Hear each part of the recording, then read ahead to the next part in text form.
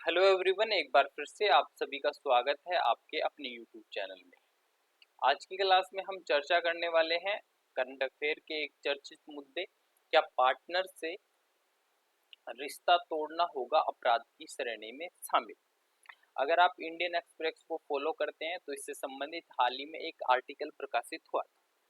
हाल ही में भारतीय न्याय संहिता 1 जुलाई 2024 से लागू हो चुकी है, जो कि आईपीसी 1860 का स्थान जिसने लिया है। तो उसकी एक धारा से संबंधित यह विवाद जुड़ा हुआ है, उसकी धारा है 69, उससे जुड़ा हुआ यह सारा मामला है। मामला ये है, जैसे आप काफी टाइम से या फिर बहुत दिनों से आए दिन अखबारों में यह विषय चर्चा का बना रहता है कि एक व्यक्ति किसी महिला से यह कहते हुए शारीरिक संबंध बनाता है कि भविष्य में वह व्यक्ति उस महिला के साथ में विवाह करेगा, तो उससे संबंधित यह मुद्दा है। तो आइए सबसे पहले अपन बात करते हैं कि आज के विषय में क्या क्या हम चर्चा करेंगे। तो खबर की हमने जान ली कि खबर क्या थी। बीएनएससी भारतीय न्याय संहिता की धारा 69 से संबंधित क्या है प्रावधान, विवादास्पद मुद्दा क्यों है यह, और कानून का पर्सन क्या है। ध्यान रखना, बीएनएससी भारतीय न्याय संहिता, इसका इंग्लिश में नाम भी भारतीय ही है, इंडियन नहीं होगा, ठीक है। तो सबसे पहले खबर की अगर बात करें तो भारतीय न्याय संहिता का प्रावधान पार्टनर से के बिना किसी इरादे के शादी का वादा करने के बाद रिश्ता तोड़ना जेल हो सकती है। यानी मुद्दा यह है कि एक व्यक्ति किसी महिला से, अपने पार्टनर से यह प्रॉमिस करता है कि भविष्य में वो उसके साथ विवाह करेगा और उसके साथ शारीरिक संबंध बनाता है। तो ऐसा करने पे यानी कि अगर भविष्य में वह रिश्ता तोड़ देता है तो उसे जेल हो सकती है। यह भारतीय न्याय संहिता की धारा 69 से जुड़ा हुआ मामला है, ठीक है। उससे पहले इसका स्थान जो है वह 1860 में आईपीसी में प्रावधान था। आईपीसी के स्थान पे भारतीय न्याय संहिता लागू हुई है और दुरुपयोग के बारे में चिंताएं इससे जुड़ी हुई है खबर में। यानी इससे जो धारा है 69, उसके दुरुपयोग कैसे हो सकते हैं, उससे संबंधित जो है वो विषय यहाँ जुड़ा हुआ है। तो सबसे पहले अपन बात करते हैं बीएनएस की धारा 69 का। तो यह धारा बीएनएससी अधिनियम 5 का हिस्सा है। टोटल हिस्से हैं इसमें 20, यानी टोटल 20 अध्याय हैं। उनमें से अध्याय 5 का हिस्सा है महिलाओं और बच्चों के खिलाफ अपराध। इस अध्याय का नाम है, अध्याय 5 का नाम है महिलाओं और बच्चों के खिलाफ अपराध। उसकी एक धारा है 69। 69 धारा क्या कहती है कि जो कोई धोखे या किसी महिला से शादी करने का वादा करके उसे पूरा करने के इरादे के बिना उसके साथ यौन संभोग करता है, ऐसा यौन संभोग बलात्कार के अपराध की श्रेणी में नहीं आता। उसे किसी एक अवधि के लिए कारावास से दंडित किया जाएगा या फिर 10 साल तक बढ़ाया जा सकता है और जुर्माने का प्रावधान किया गया है। यहाँ से दो बातें स्पष्ट होते हैं। एक तो पहले जो है वो इसे बलात्कार की श्रेणी में देखा जाता था ऐसे संबंध को, जो कि आईपीसी में हालांकि सीधे तौर पे प्रावधान नहीं था, बट आईपीसी की धारा 375 के तहत यह प्रावधान किया गया था उससे संबंधित, जिसमें बलात्कार की परिभाषा है, तो उसको बलात्कार की श्रेणी में पहले माना जाता था। अब इस धारा में स्पष्ट कर दिया गया है कि इसे बलात्कार तो नहीं माना जाएगा, पर चूंकि यह अपराध है इसलिए इसके मिनिमम सजा का कोई प्रावधान नहीं है, बट मैक्सिमम सजा जो है वो 20 साल तक हो सकती है। यानी 20 साल की अधिकतम सजा हो सकती है और जुर्माने का प्रावधान किया गया है। धोखेबाज साधनों में नौकरी या पदोन्नति के लिए प्रलोभन या झूठा वादा करना या पहचान छिपाकर शादी करना भी शामिल है। यानी धोखेबाज साधनों में कौन कौन से धोखेबाज साधन होंगे, जैसे कोई व्यक्ति किसी महिला के साथ शारीरिक संबंध यह कहते हुए बनाता है कि वह उसे नौकरी देगा या फिर उसे पदोन्नति यानी उसे प्रमोशन देगा, या किसी प्रकार का लालच या आर्थिक लालच देकर उसके साथ संबंध बनाता है, या फिर वह अपनी पहचान छिपा के शादी करता है। जैसे काफी बार आप सुर्खियों में, न्यूज़पेपर की सुर्खियों में यह शब्द बना रहता है कि एक व्यक्ति, जैसे लव जिहाद जो कि इसका बहुत बड़ा उदाहरण है, तो एक व्यक्ति अपनी मुख्य पहचान छुपा के किसी महिला के साथ संबंध बनाता है, तो उससे संबंधित जो है वो प्रावधान जो है वो 69 की धारा में शामिल किया गया है। आईपीसी में इससे संबंधित कोई विशिष्ट प्रावधान नहीं थे, यानी धोखेबाजी तरीकों का इस्तेमाल करके यौन संबंध दंड का प्रावधान था, बस स्पष्ट तौर पे इसकी कोई परिभाषा नहीं थी। आईपीसी की धारा 90 में ऐसे मामलों से निपटती है जो कि धोखाधड़ी से संबंधित हो। तथ्य की गलत धारणा के माध्यम से प्राप्त सहमति को अमान्य आरोप कर आईपीसी की धारा 375 के तहत अपराध माना जाता है। धारा 375 बलात्कार को परिभाषित करती है और इसी बलात्कार के तहत इसे जो है वो एक विवाद का मुद्दा माना जाता था। यानी जो भी मुद्दे इससे पहले जितने भी केस हुए थे वो धारा 365 के तहत बलात्कार की श्रेणी में शामिल किए जाते थे। अब देखो विवाद का मुद्दा क्यों है। जैसे आपने हमारे भारतीय न्याय संहिता में एक बहुत डिबेट का मुद्दा है वैवाहिक बलात्कार। वैवाहिक बलात्कार, सबसे पहले अपन बात करें कि वैवाहिक बलात्कार क्या होता है। तो एक पति अपनी पत्नी के साथ उसकी इच्छा के बिना अगर शारीरिक संबंध बनाता है या बनाने की कोशिश करता है तो उसे वैवाहिक बलात्कार की श्रेणी में शामिल किया गया है।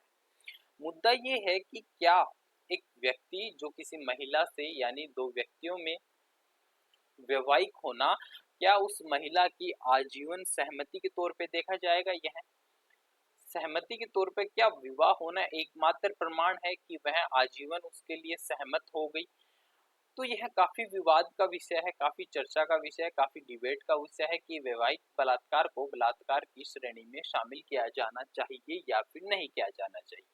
जब माननीय सुप्रीम कोर्ट में इससे संबंधित एक जनहित याचिका दायर की गई तो सुप्रीम कोर्ट ने यह कहते हुए इसे खारिज कर दिया कि एक विवाहिक बलात्कार को हम आखिर परिभाषित कैसे करेंगे, क्योंकि यह एक कमरे में, एक प्राइवेट कमरे में दो व्यक्तियों के मध्य की चर्चा है, उसमें हम इस बात को कैसे साबित कर पाएंगे कि उनकी सहमति थी या फिर नहीं थी। हालांकि इससे संबंधित मुद्दा बहुत अलग है, बट यह मुद्दा जो है वो भी कहीं ना कहीं इसी से ही संबंधित जुड़ा हुआ है। देखना कि प्रावधान कुछ मामलों में सहमति को बनाए संबंधों को आपराधिक बना सकते हैं। मान लो कोई व्यक्ति है, कोई महिला है, दोनों अपनी सहमति से एक दूसरे से साथ संबंध बनाते हैं, बट भविष्य में उन दोनों में अलगाव हो जाता है तो महिला पुरुष के आर्थिक या फिर सामाजिक शोषण के तौर पे भी इसे इस्तेमाल कर सकती है।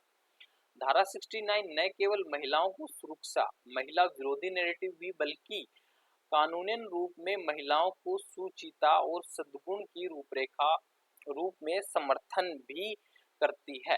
क्या है मतलब कि कुछ बुद्धिजीवी लोग कहते हैं कि धारा 69 की डेफिनेशन में यह कहा गया है कि एक महिला किसी पुरुष के साथ संबंध इसलिए बना सकती, अगर कोई पुरुष महिला के साथ संबंध इसलिए बनाता है कि वह उसे लालच देगा, प्रलोभन देगा, नौकरी देगा, तो कहीं ना कहीं यह धारा जो है वो महिलाओं के चरित्र को प्रभावित कर रही है। तो यह जो धारा की जो डेफिनेशन है उसे मतलब स्पष्ट किया जाना चाहिए। तो यह महिला की जो है वो महिला सुरक्षा की न होते हुए अपितु महिला विरोधी है। यह महिला के चरित्र को प्रभावित कर रही है कि एक महिला जो है वो अपने फायदे के लिए एक पुरुष का यूज कर सकती है, उससे संबंधित प्रावधान किए गए हैं। इसके अलावा धोखेबाजी के माध्यम में स्पष्टीकरण की आपत्ति है, यानी धोखेबाजी किस तरीके की, दो व्यक्तियों में आप कैसे डिफाइन कर पाएंगे कि उनमें धोखा हुआ है या फिर नहीं हुआ है। कानून यह मानता है कि एक महिला नौकरी या पदोन्नति के बदले में सेक्स में सहमति है, जैसे डेफिनेशन में कहा गया था ना, तो कहीं ना कहीं यह जो कानून यह मानता है कि एक महिला अपनी नौकरी और पदोन्नति के बदले में सेक्स में सहमति कर सकती है, तो यह जो है वो महिला विरोधी है। तो इससे जो है वो धारा को, इसकी डेफिनेशन को ठीक करना चाहिए। ठीक है, बुद्धिजीवी लोग कहते हैं एक पुरुष को सिर्फ एक महिला के कहने पर और पुलिस द्वारा शुरुआती जांच के बाद गिरफ्तार किया जा सकता है। यानी एक महिला ने शिकायत दर्ज की और पुलिस ने शुरुआती जांच की, उसके बाद में जो है वो पुरुष को गिरफ्तार किया जा सकता है। तो कहीं ना कहीं यह पुरुष के अधिकारों का भी हनन हो रहा है, क्योंकि अब इसमें स्पष्टता नहीं है ना कि भाई वाकई में उसने ऐसा किया है या फिर नहीं किया है, जबकि अपराध की श्रेणी में वह शामिल हो गया। तो कहीं ना कहीं यह जो धारा है वह पुरुष के अधिकारों को भी प्रभावित कर रही है। इसके अलावा यह लव जिहाद जैसे मुद्दों को और भी अधिक बढ़ावा दे सकती है। बात करते हैं हम कानून का प्रश्न कि आखिर कानून का प्रश्न क्या है। तो अदालतें विवाह करने के इरादे को कैसे स्थापित कर देंगी? यानी सबसे पहला मुद्दा तो यही है कि अदालतें इस बात को कैसे स्पष्ट करेंगी कि उनमें ऐसा वादा हुआ था या फिर नहीं हुआ। झूठे वादों को कैसे साबित करेंगी और इससे वादा खिलाफी से कैसे अलग करेंगी। जैसे किन्हीं दो स्त्री और पुरुषों के मध्य शारीरिक संबंध किसी भी कारण से हो सकता है, तो आप इस बात को कैसे स्थापित करेंगे कि उनके मध्य जो है वो केवल विवाह के लिए ही हुआ है। शादी करने का इरादा व्यक्तिपरक, अगर शादी नहीं हुई, कोई कैसे साबित कर सकता है कि इरादा सच्चा था। यानी मान लो एक व्यक्ति चाहता था कि वह उस महिला से शादी करे, बट कुछ ऐसी प्रॉब्लम बन गई, कुछ ऐसी सिचुएशन आ गई कि वह उससे शादी नहीं कर सकता। तो इस बात की क्या कारण, मतलब क्या संभावना है कि उसने जो रिश्ता तोड़ा है वो किस उद्देश्य से तोड़ा है, किस कारण से तोड़ा है। आप इस चीज को कैसे डिफाइन कर पाएंगे। रिश्ते कई कारणों से खत्म हो सकते हैं, तब भी जब शादी करने का इरादा हो। यानी रिश्ते खत्म करने के लिए किसी भी रीजन से रिश्ते को खत्म किया जा सकता है, भले ही उनमें शादी करने का इरादा हो, बट कुछ भी हो सकता है। तो आप इस चीज को कैसे डिफाइन करेंगे कि व्यक्ति गलत है, जबकि व्यक्ति हो सकता है कि वह अपनी जगह सही हो। यह साबित करना मुश्किल होगा कि कोई व्यक्ति शादी करना चाहता था लेकिन किसी कारण से ऐसा नहीं कर सका।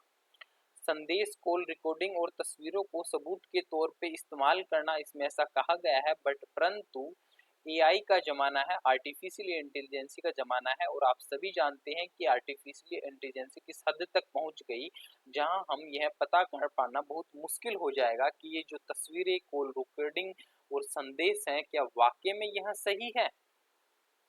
तो 369 बहुत सारे गहरे क्षेत्र से जुड़ा हुआ है। ग्रे क्षेत्र ऐसे क्षेत्र होते हैं जिनका उत्तर देना, सही उत्तर देना संभव नहीं है। इसके अलावा जो एक और है वो ये है कि महिला की सुरुचिता एवं सद्गुणता। इसका मतलब ये होता है कि एक महिला जो है अपनी सुरक्षा, यानी यह कानून महिलाओं को ऐसी सुरक्षा देता है जो उनके संबंध में, शादी में तब्दील हो जाए। यानी यह कानून महिलाओं को शादी करने के लिए बढ़ावा देता है। अगर किसी व्यक्ति से महिला ने शारीरिक संबंध बना लिए तो कानूनन तौर पे महिला अब उस व्यक्ति के खिलाफ यह मुकदमा दायर कर सकती है कि वह व्यक्ति उसे शादी के लिए मना कर दे। तो कहीं ना कहीं यह बहुत बड़ा मुद्दा है।